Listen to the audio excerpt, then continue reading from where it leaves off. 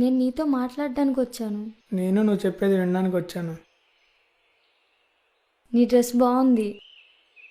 నీ డ్రెస్ పర్లేదు, యావరేజ్. నువ్వేంటి మొహం అలా పెడతావు? కొంచెం నవ్వడమో నవ్వించడమో చేయొచ్చుగా. నీతో నవ్వుతూ మాట్లాడడానికి సేల్స్ బాయ్ని కాదు, నిన్ను నవ్వించడానికి జోకర్ని కాదు. అబ్బో, సరే కానీ ఏదో మాట్లాడాలన్నావు, మాట్లాడు, వినేసి వెళ్ళిపోతా. షో చేయకు, నేను నిన్ను ప్రేమిస్తున్నాను. ఏంటి 143? 143 ఏంటి? ఆర్టింగ్ సెక్షనా, లాస్ట్ సెక్షనా? షో చేయకుండా ఎస్ఆర్ నో చెప్పు. ఎస్, బట్ కొన్ని కండిషన్స్ ఉన్నాయి. ఏంటవి? ఫస్ట్ కండిషన్, నువ్వు నాకు ఎవ్రీ మంత్ 5,000 ఇవ్వాలి.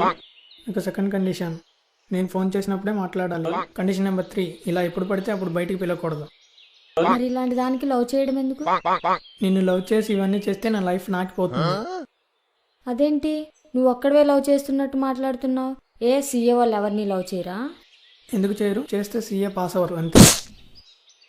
చా, ఎగ్జామ్ ముందు రోజు నైట్ అవుట్ చేస్తే పాస్ అవరా? మరీ ఓవర్గా చెప్తున్నావు. ఏమనుకుంటున్నావు? సీఏ ఐపీసీసీ అంటే వన్డే క్రికెట్ మ్యాచ్ అనుకుంటున్నావా? ఐపీఎల్ సీజన్ మొత్తం చదివినా ఐపీసీసీ సిలబస్ అవ్వదు. తెలియకుండా మాట్లాడుకో. అయ్య బాబోయ్, అంత కోపం ఏంటి? సరే, ఇదంతా కాదు. ఇప్పుడు నేను అడిగిన దానికి ఏమంటావు? నో అంటాను.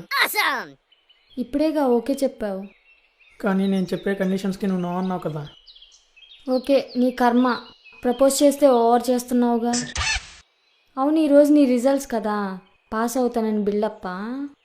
కాదు, నాకు అకౌంట్స్లో అమాల్గమేషన్ 16 మార్క్స్ ప్రాబ్లం టాలీ అయింది. జస్ట్ 16 మార్క్స్ ప్రాబ్లం రైట్ అవుతుందని మరీ ఇంత చెయ్యాలా? అసలు ఏమనుకుంటున్నావు? 16 మార్క్స్ ప్రాబ్లం టాలీ అయితే ఎంత ఆనందంగా ఉంటుందో తెలుసా? బట్టలు ఇప్పి ఎగరాలనిపిస్తుంది, కానీ ఎగ్జామ్ హాల్లో కంట్రోల్ చేసుకుంటాం అంతే.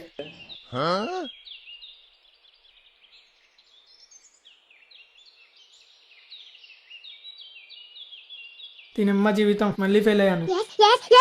ఎగ్జామ్ ఫీజు కట్టుకోవాలి. Okay boy, let be friends. సచ్చినా సీఏ వాళ్ళని లవ్ చేయకూడదు. ఎప్పుడు సెటిల్ అవుతారో కూడా తెలీదు. సీఏ లైఫ్ అట్టిపండు కాదు, తొక్క తీసి తినేయడానికి. కాకరకాయ లాంటిది. వండడానికి కష్టపడాలి, తినడానికి కష్టపడాలి. పిక్చర్ అభి బాకీ హే మేరే దోస్త్.